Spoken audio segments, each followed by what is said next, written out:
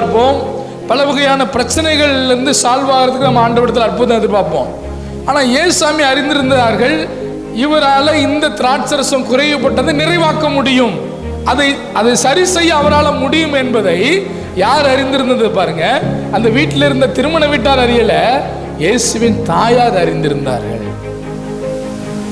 அதனாலதான் வேலைக்காரரை பார்த்து சொல்றாங்க, அவர் உங்களுக்கு என்ன சொல்லுகிறாரோ அதன்படி செய்யுங்கள்.